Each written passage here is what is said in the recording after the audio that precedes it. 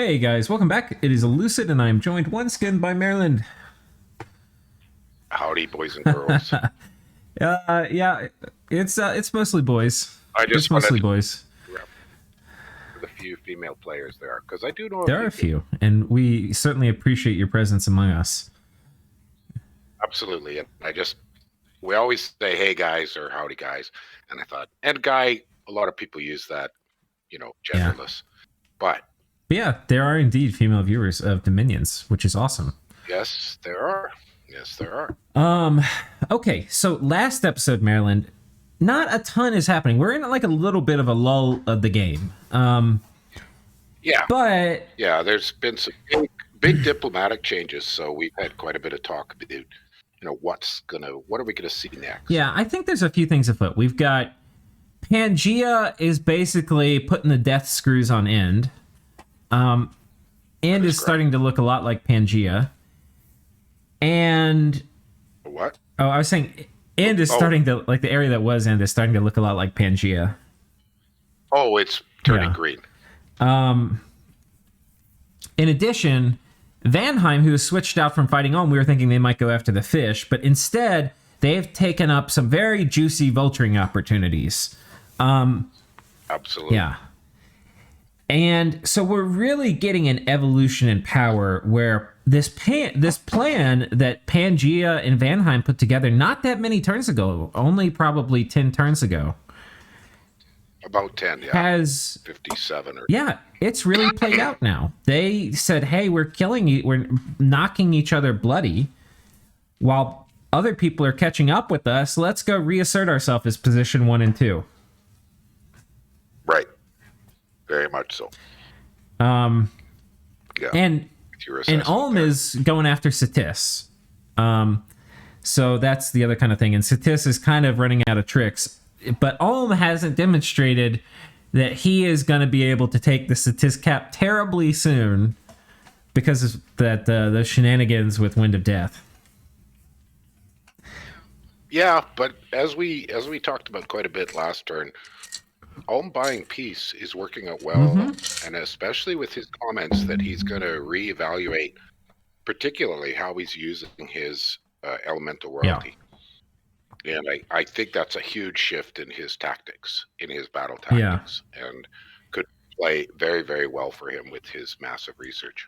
Yeah, he certainly bought himself a lot of space, a lot of time, and instead of having like a huge crash in his position in the game, he's basically turned it into a horizontal move, which I think was a pretty wise thing. But to turn it into a win, he's got to figure out how to hit some big power spike coming up, because the Vanheim menace is not going away. No, I think yeah. So what do you think this is? Do you think, I was just prior to broadcast, I'm thinking somebody's making a little joke here. Yeah. Maybe we need more light on the situation. I think you can't use it, and he's just like, oh, let's just send it to him, because he's getting all of his mages earth attacked and picked to 6 ways to Sunday, so he's like. But I could see a little pun in that, which reminds me of a funny tidbit. Have you ever played a no diplomacy game? I haven't. I've thought about it, but they are weird. Yeah. And one of the things is you're not allowed to send any form of messages anywhere, but there are certain moves you can make, such as scout probes or sneak a unit in, or funny little tricks that sort of can tell a message without saying anything. Like send somebody a gem or something. Maybe that means you want to be friendly. Yeah, like an implicit. Well, no, because usually they say no trades at all. Oh, okay. So sending an item wouldn't be, but casting a remote might be a message. Oh, that would be a weird consequence of no Diplo games, is you can't trade at all. I hadn't thought about that. Trading is pretty important. It is. I'm not entirely sure they're fun, but yeah.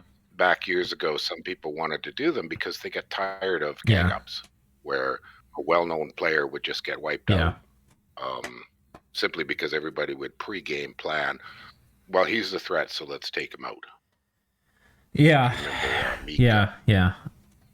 Mika and Balls and Executor and some of the other old time masters started playing some of these no Diplo games. Yeah.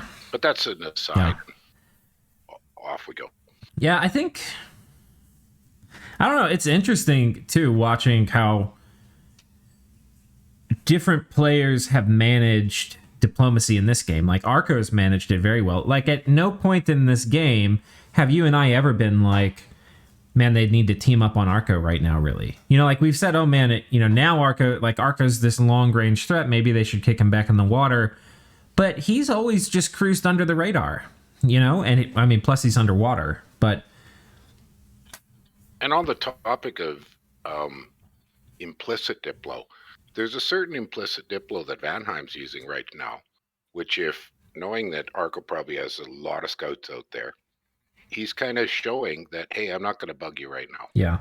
He may or may not be saying it in messages, but his map-wise sort of indications are, I'm not going to harass Pelagia at the moment. Yep. So let's move on to the messages here. We got a message here from Pangaea. I think Ulm will want to fight me next. If Pelagia and Vanheim, I don't think Ulm is going to want to fight him next. I don't know. If Pelagia and Vanheim can keep each other in check, with Ashdod potentially helping whoever is the underdog in that fight, that's actually fine, since it gives me the opportunity to devour someone else and get an easier time getting thrones I need to win. Not sure if I'll have any such luck, though, since all the Diplo stuff that's happening is things that I hear about second or third hand by virtue of being strong enough that people need to talk to me.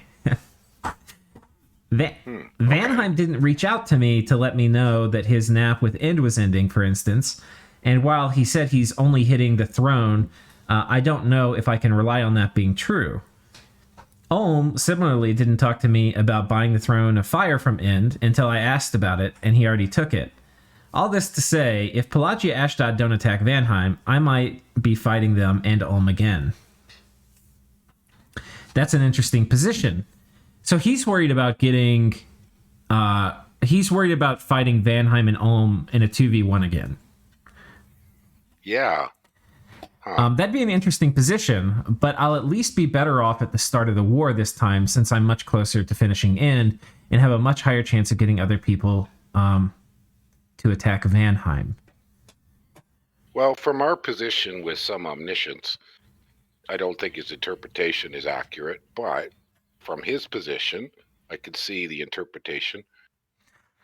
On the other hand, he has the comfort level that he can sort of keep these things in mind.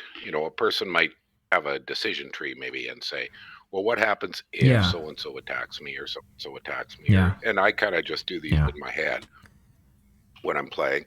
So it's good to think about these possible different future scenarios that might be a threat. At the moment, I don't think he has any significant threats at all. All he needs to do is finish off End and then consolidate and plan his next move. But that's what we know from what we hear by reading. What you said is funny, because it's actually something that kind of... one of the things, I don't know if worry is the right word, but I think about for people that are in my games that watch them on YouTube, there will be somebody who's been my neighbor, and maybe we don't even really fight all game. And they'll come in to watch the video, and they hear me thinking about fighting them. Because I'm musing about it. Yeah. And it's like, we've been friendly all game, and I'm having friendly Diplo with them, but it's kind of like you're fighting all the wars that you could possibly have in your head, and you're seeing how they play out. Because in some ways, if somebody can have a really profitable war against you, maybe they should do it. So even if they're your friend, you kind of need to think about fighting them. And it doesn't mean you should, but like, he's playing this war out, how this war would go if it ended up happening.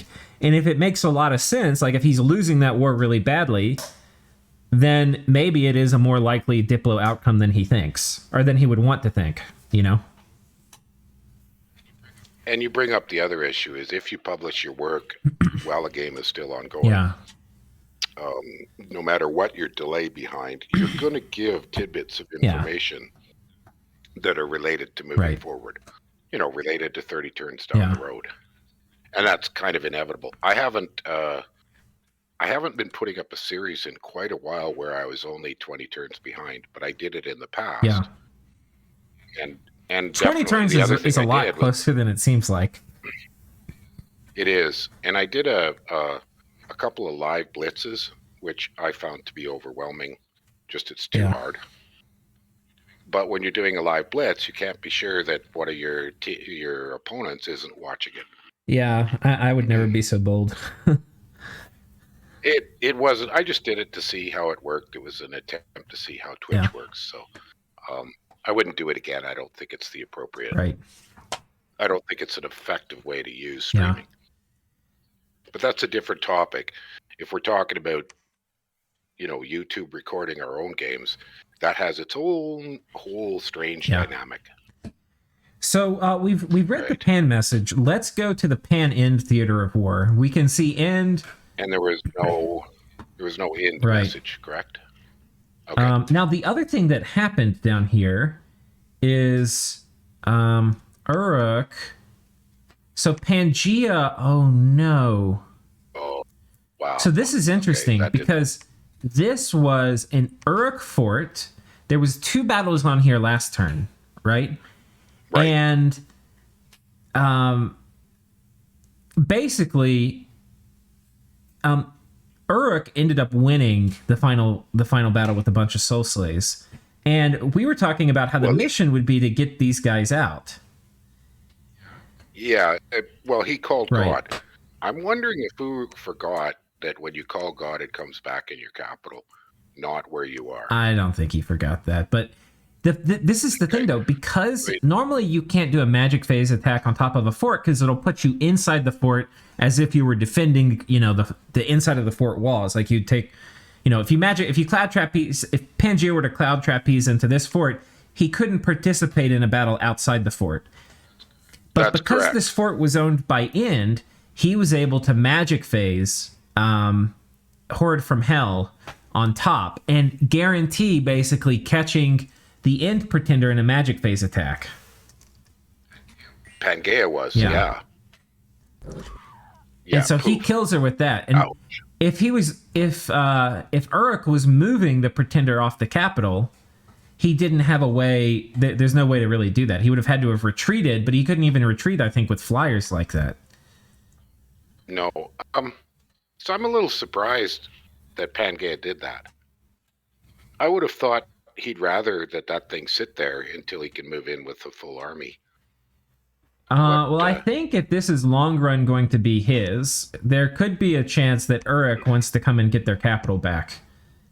So I can see why he doesn't want Uruk to have their god.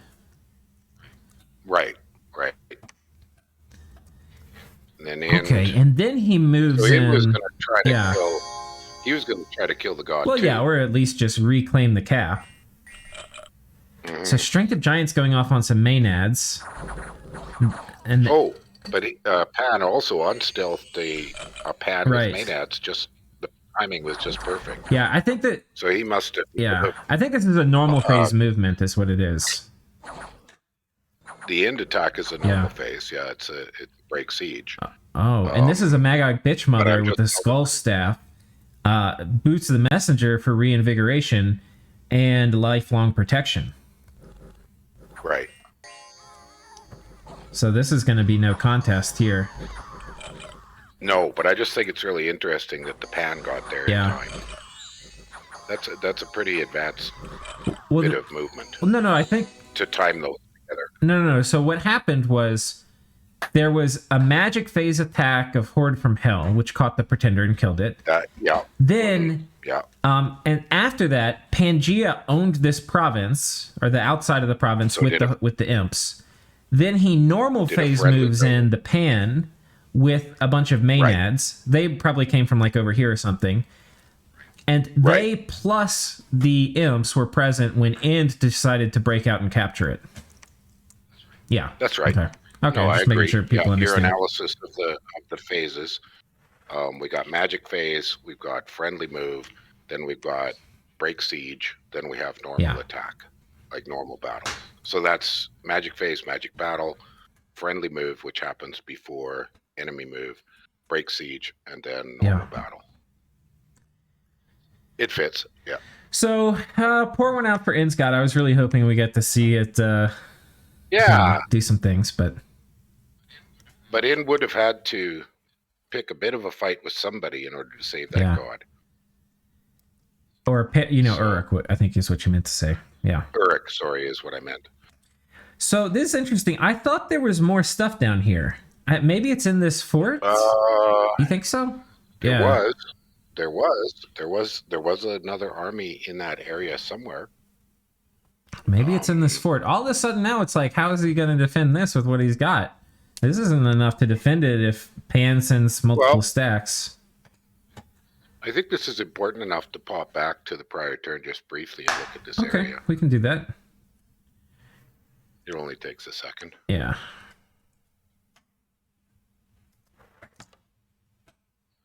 Because I thought there was one more Ind army down in that area. Can't see it this turn unless there was something. No, okay. So anything left for Ind is inside forts. If he lost a lot of these slingers too, which might have been kind of bulking up one of his armies. Could be. Oh no, it's just a handful of. The one I was thinking of is just there was a handful of imps with double. Okay. That was it. Well, maybe it really is that Baron down there for Ind. Yeah, it's looking like that area of Ind's defense is finished. Yeah. There's nothing there. So he's got his central area around his capital with some decent armies. It's okay. There's a Maynad here he knocks off, but now there's this huge Pan army. Like, God, this is a lot of stuff from Ind. I don't know if he's bolstering this with some plus troop items, because the strategic map is showing a lot more than this. That's a pretty small mage contingent. Yeah.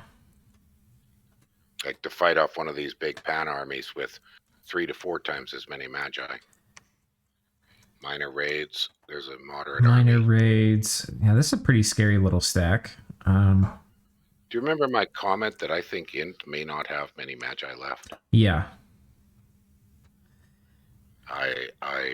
I'm just expecting he's had quite a lot of losses of magi. Yeah, we were kind of talking about that with the seductions and stuff that we can't see. It's probably been doing a big tax. And every seduction where somebody gets stolen, there's probably 7 more that got killed.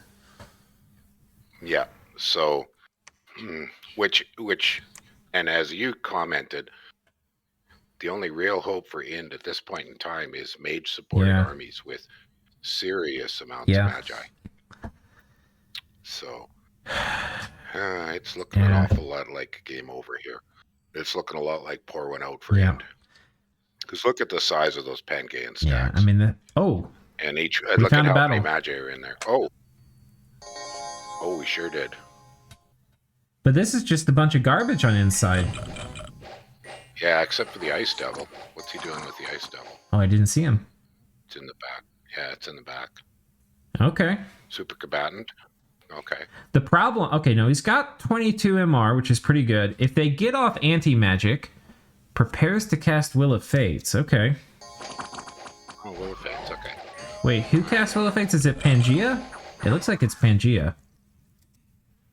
Nope. Those Maenads are... Not yet. There it went. Yeah, that was Will of Fates for Pangaea. Oof. Oh, Will of Fates. Sorry, not anti-magic. Soul Vortex. And really needs to get off anti-magic here. This is not anti-magic. That's from the Amulet of Anti-Magic. Yes. But I'm a little afraid that this army's going to die in hit point route. It has a Flesh Eater though, so there's a chance it could super combat it. But the problem is it has to survive Soul Slay and Charm from a bunch of casters. I don't think there's enough. You would need... If he did Rigor Mortis, which I'm not sure how he would have to do, he'd have to have like a Death Hat to tire out, or mostly tire out the mages, because with Soul Vortex he can keep going. And he would need probably a bit more MR. Anti-magic, if he cast it, would get him up to 26, but he probably needs to be like low 30s with Rigor Mortis to survive all the... Here's my prediction, Marilyn. This guy's going to get stolen. My prediction is that guy's gonna fatigue out. It looked to me he's not neutral. Oh my gosh. Oh, he died. Ouch. He straight up fucking Got died. killed. Wowzer. How did this happen? I did not. That was not what I thought would happen. Imps. Yeah. Got hit with a bronze Centaur warrior. lance for 17 points of damage. Oh.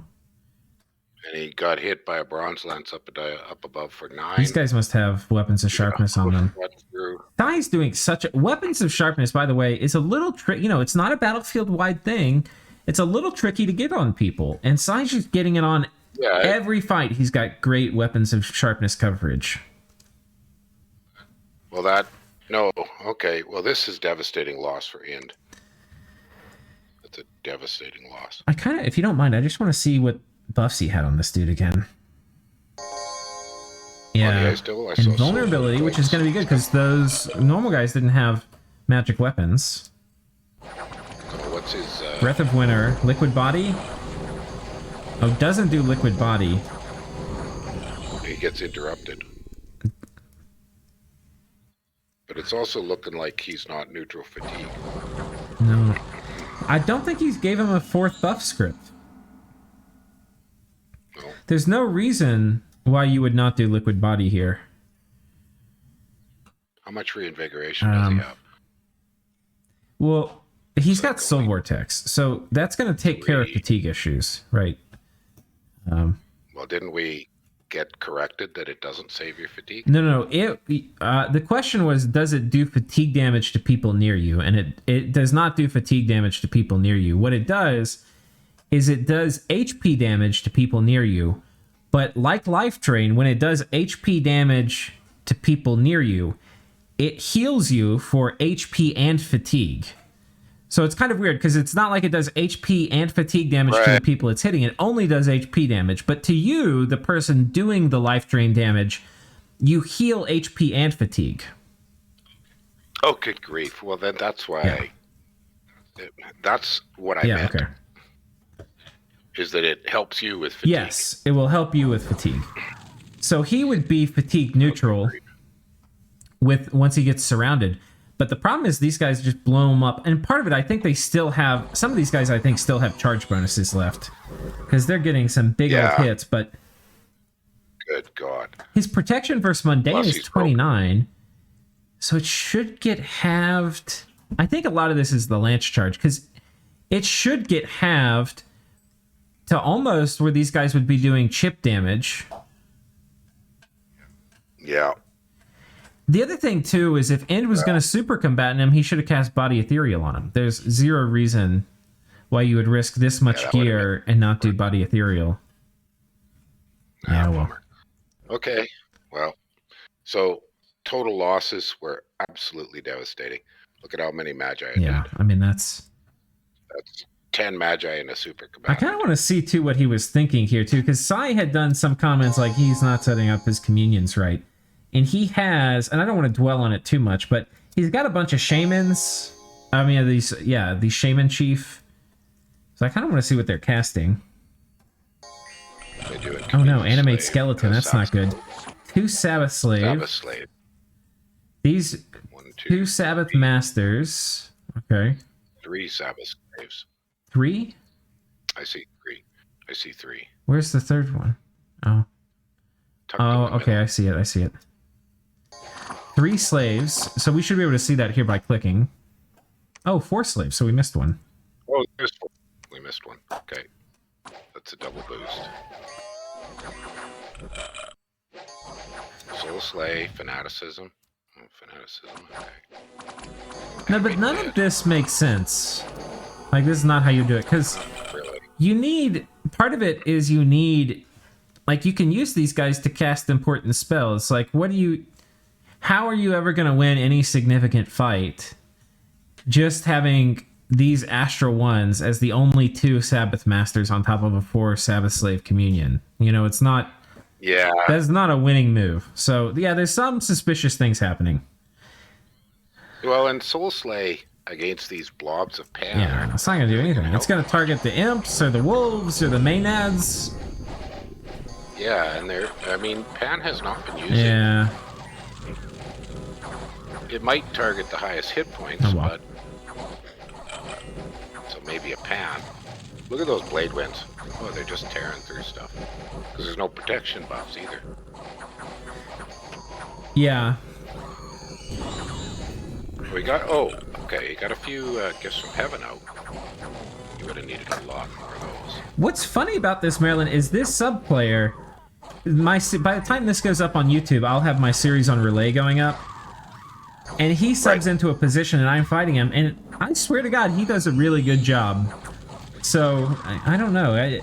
I think part of it is it's an unplayable position from end, but this is certainly not milking it for everything you can. Remember we talked a couple episodes ago about if we could have a chat with any of the end players? Well, it turns out I can't find them. They've disappeared. Yeah, well, so we're not going to be doing an exit interview with him, I don't think, which would have been very interesting. Yeah. But right now, it's looking like this transition to a new player is not going well. It's not. A lot of the techniques that Ind was using effectively have been lost, probably just because the information didn't get transferred. And the things to worry about have been lost and all of that. So, anyway, with the sub, we're lucky to get what we can get. But it is worth noting, I don't think this player knows how to play Ind very, really. So, he may not have any experience with Ind. And I've never played Ind because I know it's a tricky It's very tricky. Powerful, lots of tools in the toolbox, and you got to kind of get them all working together. Yes. Well, I don't know if there's much more to say about. Yeah, let me just check real quick, make sure we don't have any more interesting things. So Ind's got 4 decent-sized armies, but they all seem a little short of mage support. He is, and he just lost 10 magi. He is, putting some pressure, keeping some of the raiding stuff. So he's not rolling over and dying. There's raiding pressure he's putting out from his forts. He's assembled an army here. We might get to see a couple more good fights, but don't know. I think his counter raiding's quite good. Yeah. These are cheap, cost-effective counter raids, but they aren't going to save his forts. Nothing here is giving me any confidence that he's going to win a major battle. No, me either. All right. Who next? You do Vanheim or Ashdod? Ashdod is maybe a little more interesting. So, Maryland, I have to ask you, and I assume I haven't accidentally scrolled to see spoilers. Are we going to see a storming of Xibalba this turn? I vote yes. You vote yes? I vote... He did say the heir to Wrathful Skies caster to communion up would be there in time. Okay. As long as it didn't get killed. I vote no. We'll see what he says. Okay. Oh! The turn has arrived. It looks like you're right. A fresh heir 2 of the Matrix is back. We're just going to be dropping Wrathful Skies, a second heir 2 Stormcaster, Prophet, Divine Bless. Troops rushing to attack rear. It's not elegant and probably not pretty. I'm 1 turn away from mass protection, but I expect him to be up to 3 assassins in his cap this turn. Since his Prophet Assassin is probably home, pray for my heir 2. Assassin luck will determine whether this goes well or poorly. I've got like 10 commanders, Scout Chaff in his cap now. Gotta love the random chance with your strategy games. If by some cruel fate he kills the Matrix, heir 2, or the Prophet with all the troops on him, then this will become a farce. Hopefully you were entertained. So, I got a small aside to bring up. I'm going to have to go have a chat with Loggy because I am seeing statistically absolutely improbable results with assassinations lately. That multiple times in one of my games, I've had 5 Witch Kings assassinated in stacks with 10 or 12 or 15 different commanders. And 5 times now, it hit the most important thing. Now, this is statistically just so improbable. It's just bizarre. Yeah. Like, is there something changed? Does it target? Is there something to avoid Scout Chaff? Yeah, and yet, to the best of my knowledge, stuffing your stack with cheap commanders has been an adequate assassination defense for a very long time. I think you're just unlucky, Maryland. I'm going to go on the record, but maybe there's something. But I'm just thinking, so is Ashdod. I mean, he's been stuffing this stack with a lot of magi. If you hit the F1, and is this it? Yeah, and then the C. Look, there's a pile of magi. How the hell? Okay. Does he keep it made it there too? It made it. This is the mage he was worried about. It's there. He's present and accounted for. The other thing he wanted to make it was the guy carrying all of the this guy. Look at him. He's so goddamn worried about assassins. Yeah. He's got the Wraith crown on his prophet carrying all his troops. This is a 40 gem item, guys. This says, I know. God damn it, help me. I'm tired of having my important shit assassinated. Yeah. What's his affliction? I think it's just never ending. Lost an arm. Lost one arm. Okay. Well, that's oh my god. Annoying. Mind tricks don't work. Again, I repeat. I like how some of these guys are their names. Their yeah. names. Oh, we missed the one I wanted to look at. Now, what did you want to look at? Pangaea. Oh, his yeah. prophet name. Yeah, we'll see. We'll do that another time. Look out. Oh, a white mage? Oh, Wailing Winds is already up. Oh, wow. And, these guys aren't Berserk yet. No. One thing I'm wondering is, will he try doing Growing Fury? Is that one Anakited? Oh, he just got frozen hard. Because I think Growing Fury plus Mass Flight is like auto win here. I think actually Storm and Wrathful Skies is a little bit more tricky, actually, because he still has to get through the gate. Well, Mass Flight wrecks his... Storm wrecks his Mass Flight. Yeah, right. I mean, you don't want to use both. I've learned that to my detriment. Don't cast Storm and then Mass Flight. Yeah. I mean, the other problem with this, potentially, Maryland, is... if Wailing Winds routes this Illusionist, which let's take a look at him. 17 morale. He does have some morale boosting items, but still, this guy could totally fail a morale check and just peace out. Well, then you're doing this gate strategy where you have to charge through the gate, and you don't have things killing everything in the back.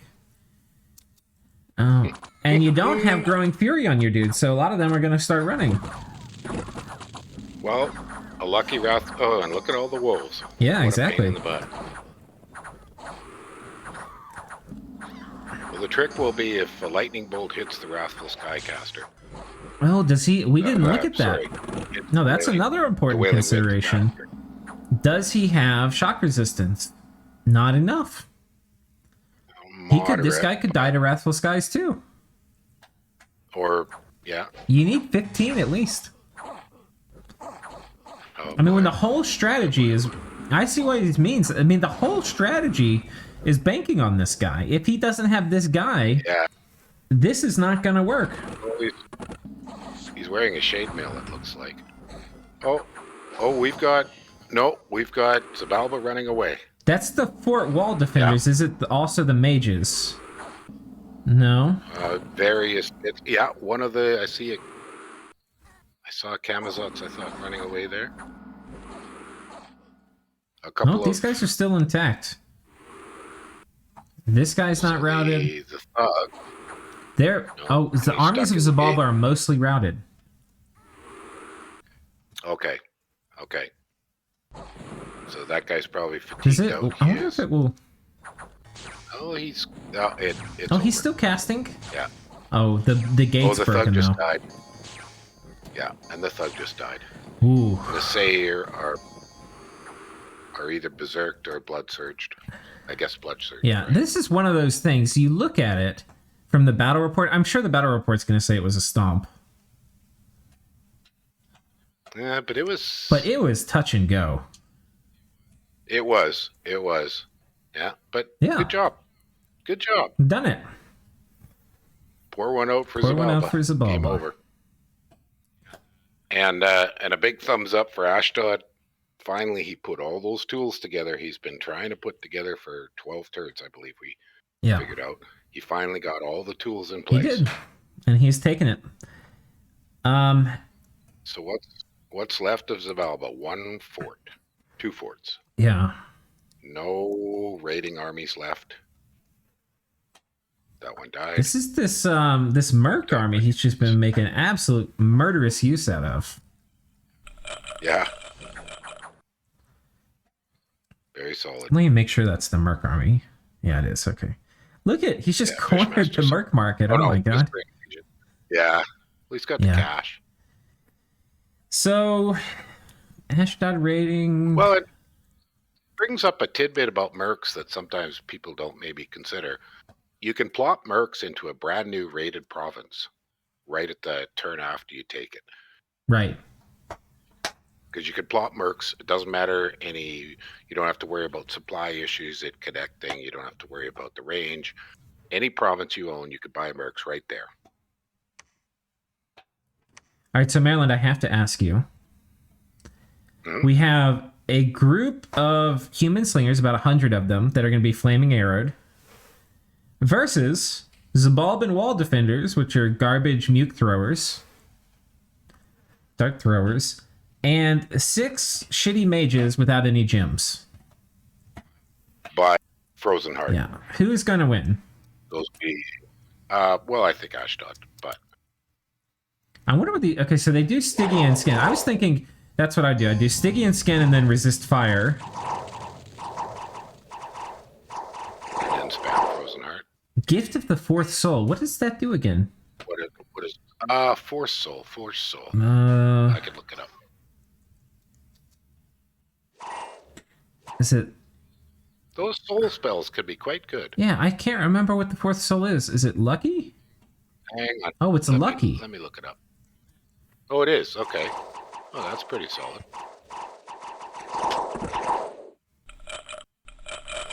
See, I would think he would also want to do the resist fire thing for the flaming arrows. He knew that was coming. No, Force Soul causes curse. No, gift. You're looking at break.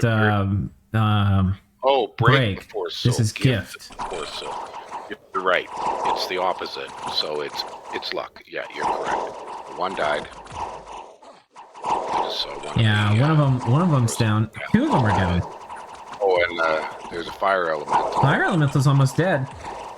But look, they're wasting all of this. They don't have that many shots left. Yeah, so we're gonna have melee. And the wall defenders aren't dead. These are the pickaxe slingers.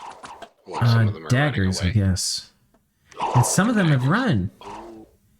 Well, now they're going to run into melee, and they're going to have to get past 3 guys worth of skelly spam, and these wall defenders, which haven't run. Well, those guys are not doing Frozen Heart. They're doing skeletons. Yeah. Well, there is a Frozen Heart, and just that. Yeah, so I guess they had to wait for these guys to get in range. Oh, maybe. And now they're trying to melee these wall guys instead of attacking rear and killing the mages. And so while they're just sitting here, they're getting peppered by the stones, and the Frozen Hearts are zapping them. And it's over. I was wrong. Oh no, the wall defenders just ran. But Ashdod's routed.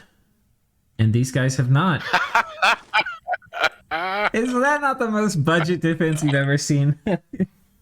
Good grief. It worked. It worked. Well done. Well done. What a mess. What a mess. I mean, can you believe that? I need a real quick tile break. I'll be right back. Can you believe this? I can't believe this. I think there's a few notes I have from my little notepad of doing these types of fort stormings. You want to have these guys on fire archer, and that will usually have them kill these wall defenders. I've just found with archers, getting the wall defenders to run by like turn 6 is really a great use of their turns. And then after that, they'll focus on other things, but they're not going to be peppered by archers. And if they run out of ammunition, they're not going to have this stupid thing where they run up the fort walls. There's just so many good things that come with fire archers and killing the people on the walls. But I think that's the main thing I would change for the Ashdod script. So I wanted to make a comment on something I do almost every time I storm, if I'm using any ranged weapons. What's up? I split my range squads into the top front and bottom front because the wall defenders are not going to have a real significant effect. And that way you have a reasonable chance of your range guys getting to the back line of Magi. Yeah. Because the defenders have to choke through the gate unless they're ethereal. So they can't come and melee your range guys if they're top and bottom front. And I frequently do that, particularly if I have any Earth Magi for Earth buffs. I'll put them just behind the line. Right. So if I would split, and then I wouldn't do this without at least something to get into the game. That would be kind of nice. Have a little bit of... It doesn't have to be a lot, but even a couple more elemental summons. Yeah, and I mean, he did do a big fire elemental too, which is... it was one of the things after the battle good. I was thinking, oh, he should do one of those, but he did do that. I mean, 2 would have been great, but... 2 would have probably won. I think the main thing is scripting fire archers, and that way they would have not wasted all those... And then I think it's in combination with what you said, having something to go in the gate, because if you fire archers, those skeletons could close and start meleeing your slingers, which would be bad. So... That's right. So you need a little bit of something, anything. I mean, that was a very budget storm, and it cost him very little, and, big whoopee. And he got 2 of the Itzos. Yeah, in terms of gold trade, because I think another couple ran, too. Or another 1 ran. Yeah. In terms of gold trading, it was fine, I guess. It was fine. It just would have been nice to win. But he's got lots of time to do it again. So, yeah. But now, there's only 2 Xibablan forts left. And I think it is almost a certainty now that Uruk is going to outlive Xibalba. Yep. So it's over. Yep. All right. So I think that's that. Cheers, Ashdod. Good job, buddy.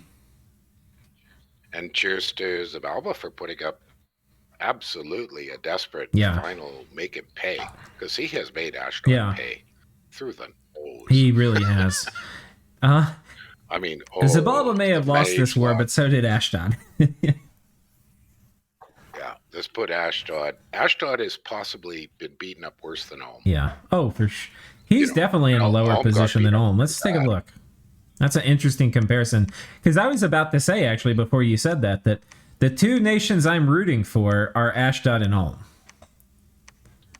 You turned Ashdod off. Here we go. Research. Oh, so let's start at the beginning. About the same. See, they're but income. The same. He's ahead. Significant. Okay, they're closer than I thought. Oh, Ashdod gained a lot. Yeah, they've got a lot of gems. The research. What about army size? Okay. Yeah, they're pretty comparable, I'd say, except for the research, where it's like third world. I was just thinking of 2 kind of in the second tier groups of nations that have both fought and gotten beaten up, and how they compare to each other. And they compare fairly favorably. They do, except for research. And this is significant because this means, this looks like a big difference, the difference between Ulm and Vanheim and Pangaea. But Ulm isn't really able to use most of this tech, as we've seen. It's harder for Ulm to use a lot of the research they get, as we've talked about ad nauseum, but... some of it could be things like Construction 8, which is very slow to leverage into anything because 1 artifact a turn doesn't do a heck of a lot. Or it might be Alteration 9 absolutely is a big one. I'm not sure whether Ulm can make good use of Conjuration 9, for example. And he's not well positioned to use Thaumaturgy 9. Right. So of the big 9s, which might be a lot of what we're seeing here, there's only a few that really play well with Ulm. Right. And these guys, some of it matters, the relative position of these lines doesn't always matter. Sometimes it's the absolute position.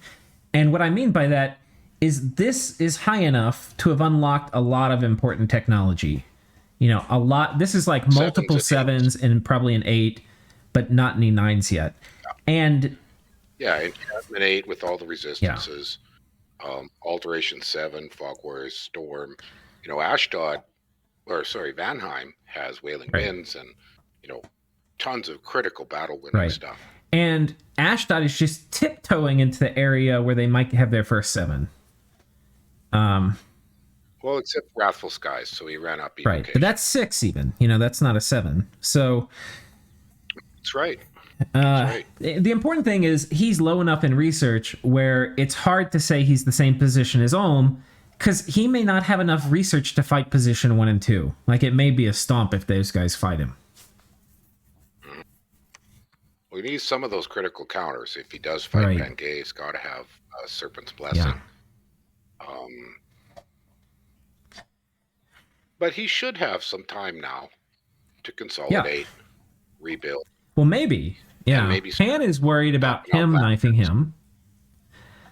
I guess his big neighbors are really just Pan and Pelagia, with a tiny north and south border with the elves. I can't see Ashdod go into war for a while. I wouldn't if I was him. I'd want to play it a bit careful, see how the diplomacy plays out, make some buddies. Yeah. Buy some stuff from home. I'd be buying a pile of stuff from home. Yeah, I agree with you. However, well, no, he's not far enough behind it. He can't chill. This is not that big of a difference. Yeah, he could probably chill for a few times. And I think he's got 3 more provinces to get from Xibabla. Yeah, that's probably okay. The big thing here is, God, look at Vanheim's gem income. It's ridiculous. Yeah, that's crazy. All right. Let's do Vanheim next. You want to read this one for us? The NAP within ended this turn, so I am grabbing the Throne of Suffering. Strangely enough, Pan is okay with me doing so he doesn't seem to be planning for a throne rush. Well, I think we know from reading he is planning a throne rush, but yeah, I don't think he feels like he could contest this. I am just happy to get stuff for free while researching and getting the 3 bishop fish out I need in order to be able to do a throne rush myself. Gem income is becoming really good. Yeah, especially once I take Pythium. I'm also doing quite a bit of blood hunting, 100 plus slaves a turn. That's a lot for a minor blood nation. And his first vampire lord this turn. Ooh. Research is currently going towards Alt 9, which I will have in 3 turns. So, I mean, a vamp lord with blood 3 and a sanguine dowsing rod tends to generate a lot of slaves. Far more than like a Vanjarl with a dowsing rod at a blood 2 effect. Yeah. So this is the throne he was talking about, which he cracked magic phase with a thug and then has a bunch of eagles and stuff to crack it. And now N's like, what am I going to do? I've got an army stranded over here with a huge army from Pangaea bearing that's just slaughtered a big force of mine. We saw this battle. Did we? That's the fight we saw? Yeah. Bearing down on it. Okay. You know, does it ride out and fight Vanheim? I have no idea what I would do here, Zend. I'd probably just curl up in the corner and cry. Yeah. I'd gateway that army out of that fort if you can. I wonder if he can use this. What are his scales? Yeah, he could definitely use an order and a productivity scale and trade it for being. I would take that. Order. That's not bad. 1 order and 1 productivity for sacrificing luck 3 to luck 2. I think I would do that trade. Not bad at all. Not bad at all. He's getting big enough that sort of the gains from luck sort of taper off. There's that thing where there's the maximum number of events allowed per nation per turn. And we discussed that. I didn't get an absolute answer, but a couple of people have concluded it's about 8. I think it's 5. There's a difference between... some people think it's 8 now. But I didn't get an answer from Yolwinter when I asked. Jay Brereton believes it's 8. However, that is not the same as event.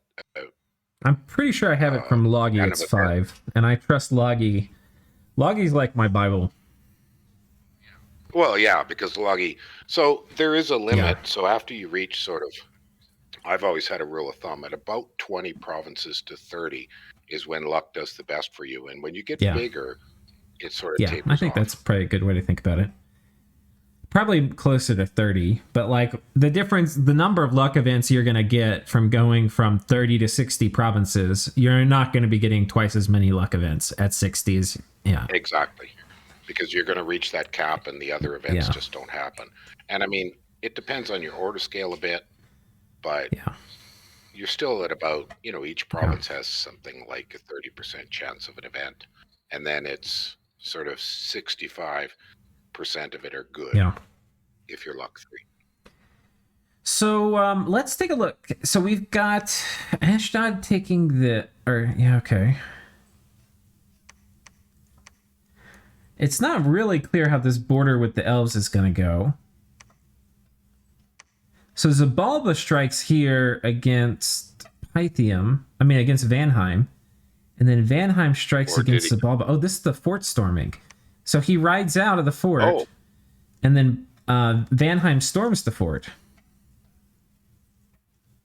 I wonder what his ride out Oh my goodness.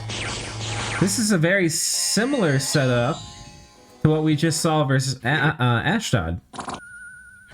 The difference is storm demons. Yes. I mean, look at that. They're just trashing. Well, luck is going to be kind of okay here. And these lightning bolts, I do not believe are area of effect, but oh my god, they're landing. Oh, he sent them in. Good call. Frozen Heart killing some of them, though. Oh, but they've broken through the gate. Yeah, I saw that the bands came through the gate. This is interesting. It looks like his script was hold and attack rear. Once they landed, though, they didn't keep attacking because there was stuff in range. They were like, let's shoot at it instead because their attack rear target had been eliminated. Isn't that funny? Just one of the oddities. See, that one got a stun on a mage. Yeah. Now the mage is dead. But that's kind of interesting because from back here, they were targeting much more accurately. They kind of got their little foothold in. But now if they had targeted like a big squad, not a single mage, as their target, they would have stayed on the attack thing until that whole squad was dead. But because their single mage target died, they switched over to shooting. What's their precision again? Let's take a look. Oh my goodness. 60. Wow. Oh, plus 14 plus bonus. 2. If he'd gotten Wind Guide, it could have even been more crazy. Well, and then they double. Yeah. Every precision over 10 doubles, so it's effectively... Oh, I didn't know that. Huh. Yeah, that's an old rule. I assume it's still the case. You're probably right. I don't really know anything about that. That's cool. Okay. Yeah. It's a good reason. Well, you really notice it with, say, gifts from heaven. Is if you can throw the eye and then wind guide or aim or whatever on your gifts from heaven guys, the grouping of the 3 meteors tightens up amazingly. Because it starts off like half the battlefield wide, and then it tightens up. Are you familiar with the forced miss or the forced imprecision with Gifts of Heaven? You know what I'm talking about? Well, I know that it has a built-in scatter. Yeah, like even with precision 100, you still would miss it a lot. Yeah. Scatter. Scatter. Yeah. I've noticed that it seems like one of them tends to hit where you hope it will, whatever it's targeted, but the other 2 are scattered. Okay. So that's just having used a great deal of it. I mean, if everybody wants to see huge amounts of gifts from heaven, my little 60-second trailer on my YouTube has a bunch of it. All right. Well, he cleans this out. I mean, trading 10 storm demons for 20 mages is not that bad. No, not at all. And that's a capo he just purchased with those 10 storm demons. My guess is he's producing 10 storm demons. Yeah.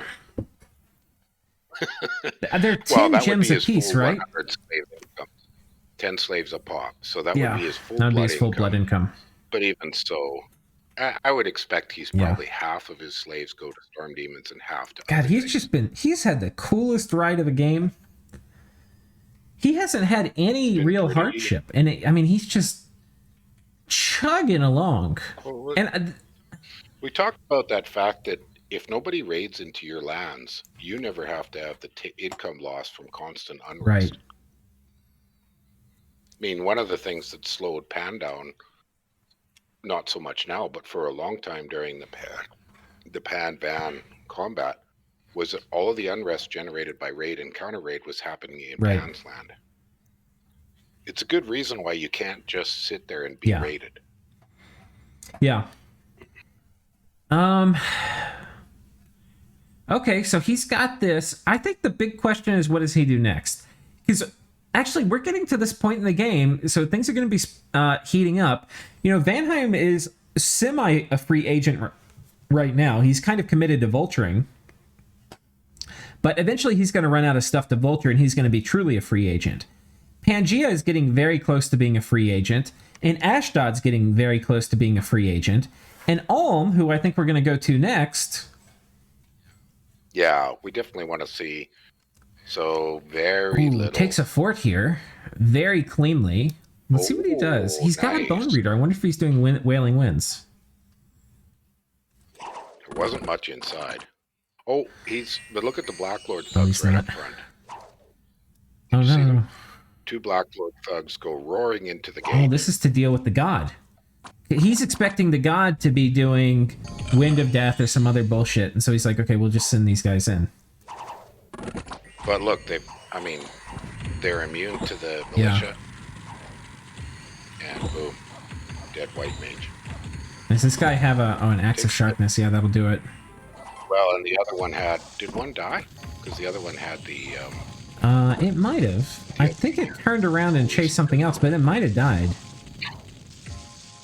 Yeah, we might have missed it didn't die. It didn't die. I wonder if it ran. Where the hell did it go? Maybe it went up onto the wall. I kind of want to see what he's got on this white mage, too. Oh, it's a budget thug. That was why he didn't instantly die. Because it's got invulnerability, moss body, regen, soul vortex. Okay, hold on. Where's that other Black Lord? Where did it go?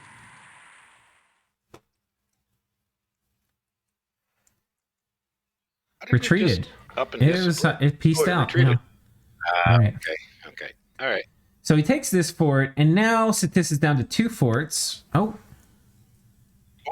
So this is the situation. Last turn, Ulm had 2 forts cracked, and I actually made the comment that, well, if he storms both of them, the god can only be at 1.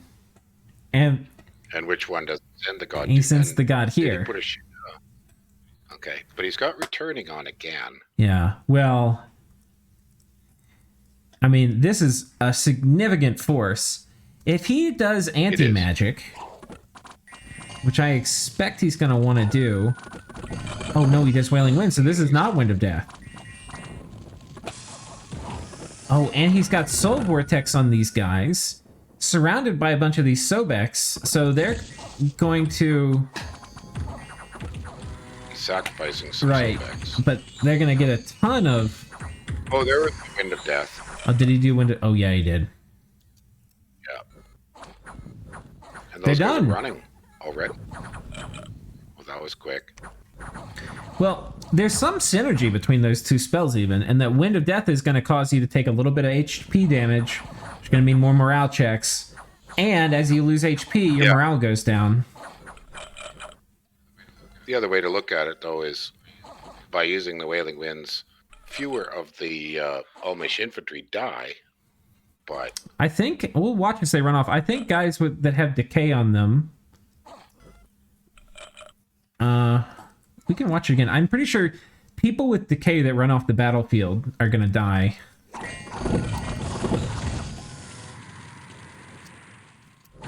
Wait, let me turn it where we can actually see it. Okay, here's a guy that's decayed.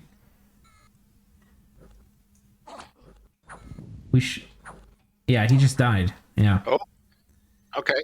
Okay. So, good call. I didn't know that. All in all... A lot of Sobex died. I mean, and this is irreplaceable stuff for Ctis. I mean, it's not that bad for Ulm, really. He loses 500, 600 gold to troops, 700 gold to troops, and a couple mages. Yeah, it's pretty mild, and 1 Black Lord. Yeah, I mean, and this is almost 1,000 gold, right? Yeah. Or maybe not quite, but... Yeah, and like you said, though, it's also irreplaceable. Yeah, it's irreplaceable, so... because he's got he's got one fort, but Sobeks are cap only or not? I think they are. I'm not sure. So there's the Sobek Guard, which are sacred and cap only, and then there's these guys, the Sobek Warriors, which are not sacred and cap only. Okay. Okay. Oh, those were just the Sobek Warriors. Right. So, Oh, there's a little bit of something went on in the Pelagian fort. I'm suspecting he just caught a scout. Yeah, he just caught a scout. Oh. A little budget squad from... It gets wiped out to a man. Oh, barbarian. A fair amount of PD, plus a lot of skelly spam. I mean, this is a tremendous amount of skelly spam. And foul vapors. Well, the skelly spam are what kept Ctis running from the PD round. Yes. And that's significant. Oh, some of the Marshmasters are running. Oh, huh.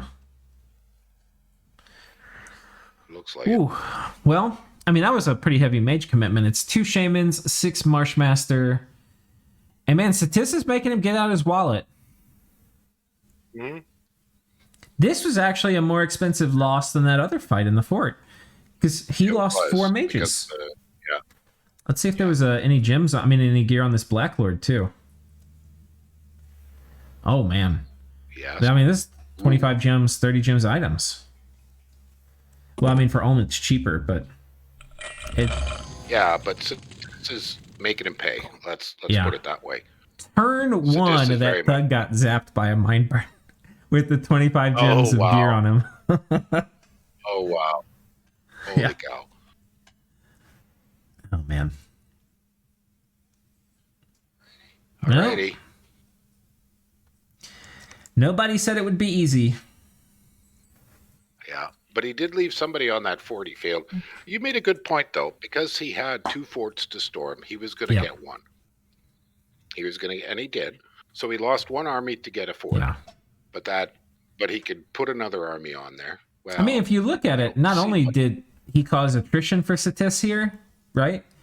But if you look at him buying this other fort with it, like you just said, he paid, I don't know, 1,000 gold to get 1,500 gold of infrastructure. Yeah, not bad. It's not bad at all. That's acceptable. Yeah. But I like this idea where he puts, maybe he waits even to storm another fort until he can do 2 at a time. That way the god has to pick one. It's not a bad way to do it. It's not a bad way to do it. Good. No, this is looking good. I like his use of the Black Lords. I think he's putting a little too much gear on them. Yeah. But otherwise, and obviously it's now looking like if you were reevaluating, oops, time for amulets and magic. Which is super cheap. There, 1 gem for Ulm. So, let's see. Pelagia, I just want to make sure we've covered everything. Like you said, Divine Shield is just not the right shield. It's not. I really hope he's not making if you're them. going to put a shield on, if you're going to put a shield on at all, that I would not use that one. Black Lord thugs for Ulm are supposed to be disposable. That's kind of their whole. They're basically they're a troop that you summon that has a gold upkeep cost that you pay like 2 gems for, but it's basically a thug. But it's a troop. Well, and they their built-in gear is very solid, so they don't need much. Okay. We have just about covered everything. I think we have. What are your closing thoughts on this, Maryland? I think things have not shifted in a significant way from the grand diplomatic viewpoint, the grand strategic view. We've still got 1, 2, 3 tier 1 nations, any one of the top 3, Pan, Pelagia, and Vanheim, could go for the win. But then they have to fight each other. Then we have our 2 tier 2 nations, Ulm and Ashdod, who are now finishing off their wars so that they can set themselves up into position to join one of the other teams to play spoiler or to help someone grow.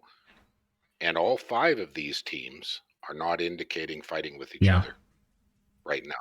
So we've got a diplomatic readjustment. The last 2 survivors or 3 survivors have no real play left. Uruk, Xibabla, and Ctis. Yeah, they're basically done now. So they're in the winding down so we're phase. down to, yeah, so we're down to a 5-player game towards who might potentially win. And the interesting thing to me is going to be what can Ulm and what can Ashdod do to bring themselves back up to a level where they're competing for the possible win. Yeah. I mean, the challenge for Ashdod is how do they catch up in tech? Because if you took the tech factor out, they have garnets, and Ashdod loves blood access. So they have really cool late game plays. They're just way behind in research. I think for them, that's the existential question. For Ulm, the existential question is how can they use the tech they have? If I was Ashdod, and I think Ashdod has a reasonable income in fire gems, I'd be buying research boosters from Ulm. I'd be saying, hey. Yeah, that's really something that could work out for both of them. And Ulm is probably getting to the point where he can sell Ashdod research boosters he's been using for 20 turns rather than make new ones. Exactly. And the thing for Ashdod is he's had to use pretty much all his fire gems. He's been using them steadily for fire elementals in here. He should be able to taper that off and focus on research. All right, guys. Well, thank you all for joining us. We will see you next time. Have a great day. All right.